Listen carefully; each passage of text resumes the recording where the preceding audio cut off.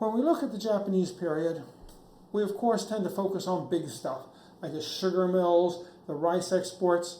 Those were the industries that were really shaping the economy in that day.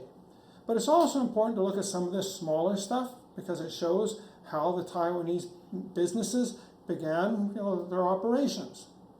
In mining, we can see that the way Taiwanese businesses operated and Japanese businesses operated were different.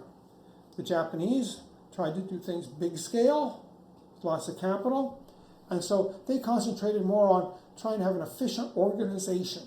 And if they could have a good organization, they could lower costs and they could make profits. The Taiwanese didn't go this direction. They tended to want to keep things small, keep organization costs at a minimum. So Yan Yunyan, when he took charge of a mine, he didn't hire the miners himself and try to work on a large scale. He contracted out parts of the mine to other smaller companies, and they would take over, and then they would try to earn the profits. Okay, and he would get his share. Okay, from renting them the mine. This is probably a natural way for a new business culture to start out. Maybe it's just hard to learn to do big organization, and you have to gradually get better at that. Okay, so we will see after the war there are cases in which the Taiwanese do build some big companies. Okay? But it's also possible that this has something to do with Chinese culture, say Chinese business culture. Okay? It's kind of an open question exactly why the Taiwanese started out this way, keeping things as small as possible and contracting out as much as they could. But they do the same thing in the hat industry. The hat industry is very important, okay? Not because it was so large at this time, but because when you look at how the hats developed in Taiwan, the industry looks very much like the consumer goods export industry that really explodes in the 1960s and takes us to the period of Taiwan's high-speed growth.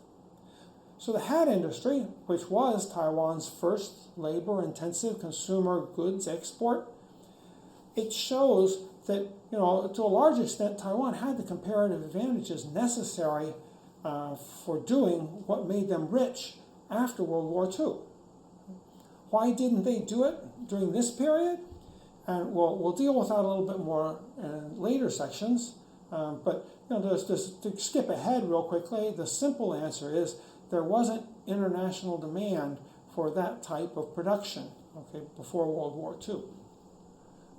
Now, the hat industry, it comes out of mat weaving.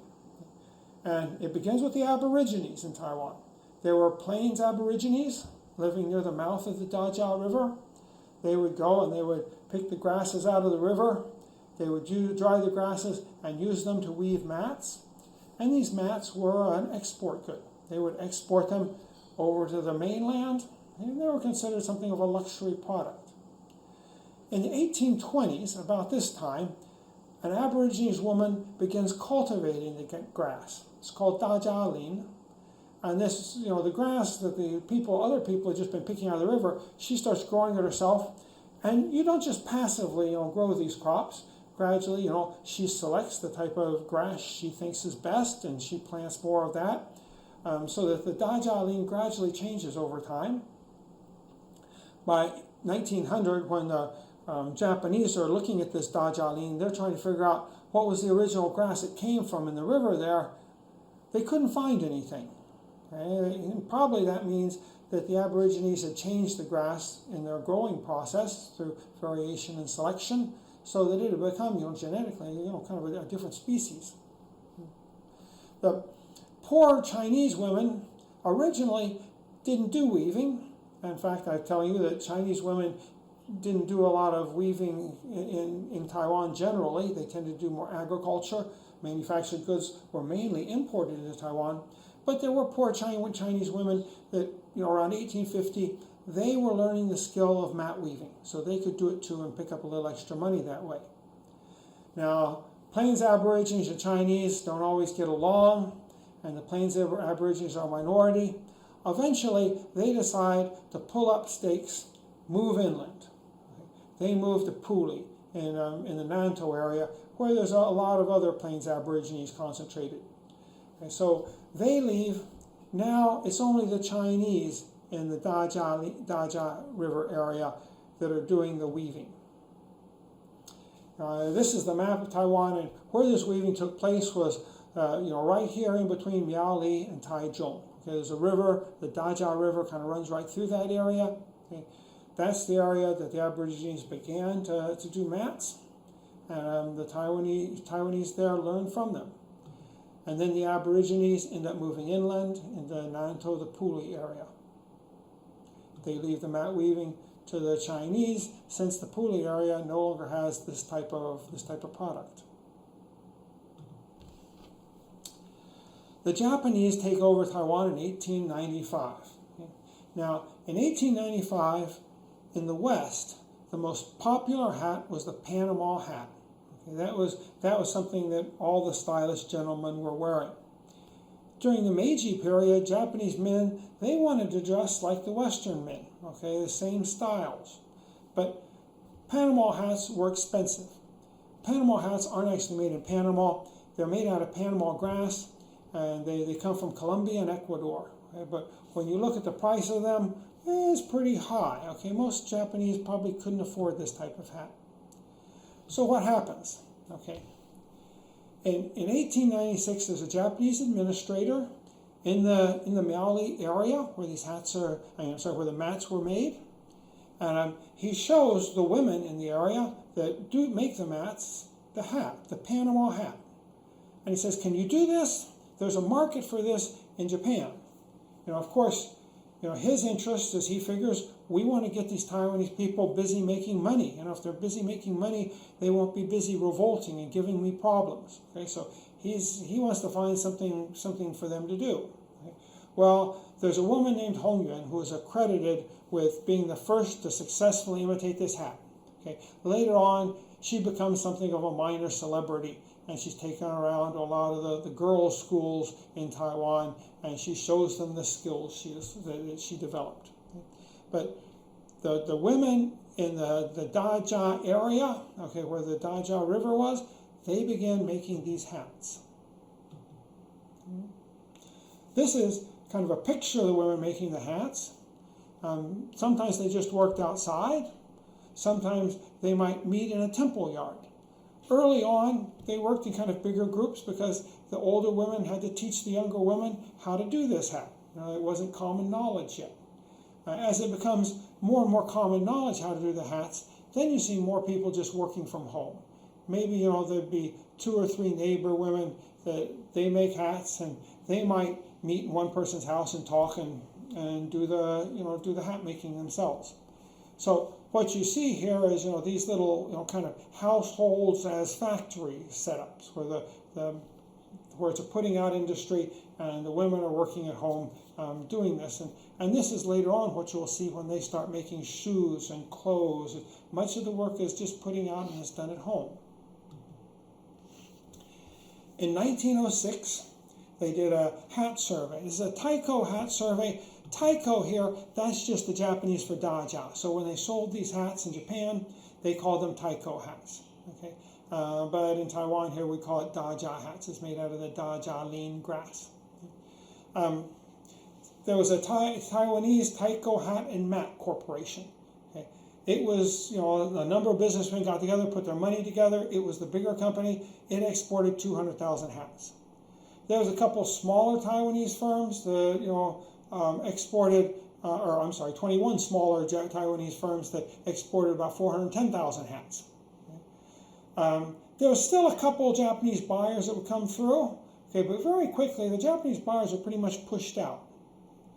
And then there were a lot of little people. Sometimes these hats were just, put into a bundle and mailed to Japan. So we're not really positive we know how many hats were being produced.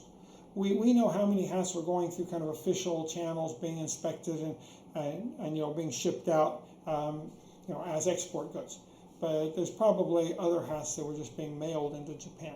Okay? But the Taiko hat becomes one of the symbols of Taiwan early in Japanese rule. When the Japanese are trying to convince the Japanese people that Taiwan is a worthwhile colony, we need to hold on to it, they would put up these fairs to show people Taiwanese products.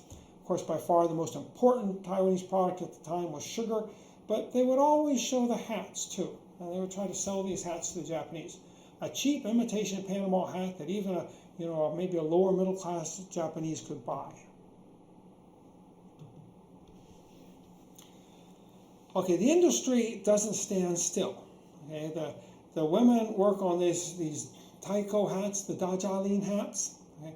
But there's a problem with these hats, and that's that they tend to mildew. They tried to ship a batch of the daja hats to the United States, and along the way, within sea air, they mildewed and they couldn't be sold. In Japan, though, there's something else going on here, and maybe I should go back and take a look at this picture. Okay? This is a linto tree. Okay, sometimes it's known as a screw pine, and if you're kind of innocent about things, if you're walking down the Taiwan beach area and you see these trees growing, you might imagine they're pineapple trees because the fruit looks kind of like a small pineapple, and the leaves also look kind of pineapple-y. But of course, pineapples don't grow on trees, so they are not pineapple trees. Okay, but it's these linto plants. They grow throughout much of the South Pacific and the Southeast Asian area, all the way up into Okinawa. Well, the linto leaves are often, they have fibers in them, and people will tear the leaves apart, get to the fibers, and they were used in the kind of Pacific area, the South Pacific and Southeast Asia, to make simple handicrafts, okay, sort of knickknacks you might sell to tourists.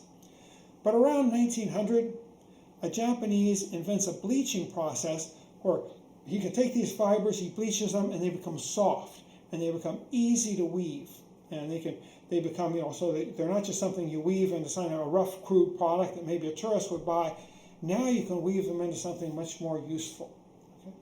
The Japanese prisons are the ones that first adopt this, making linto hats.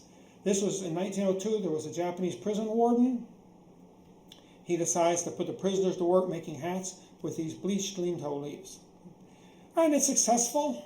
Okay, the prison makes some money. The prisoners are kept busy. So eventually, a Taichung, a prison warden, was of course Japanese. He adapts this to Taiwan, and he brings in the linto leaves, bleached, and he gets the prisoners in Taiwan to start making the linto leaves, or the linto hats. By 1909, linto hats are now being produced at numbers greater than the taiko hats, the daja hats.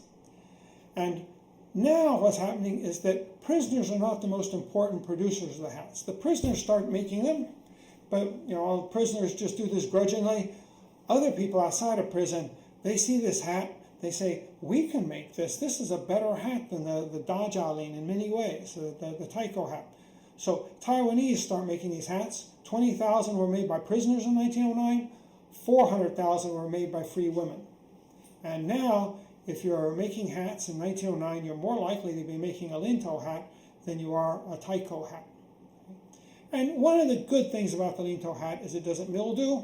Okay, so these hats can now not only be sold in Japan, they can be shipped through Japan, sold in the United States. The United States is the main market, though you also see these hats being sold in places like Europe and other places in Asia. Okay.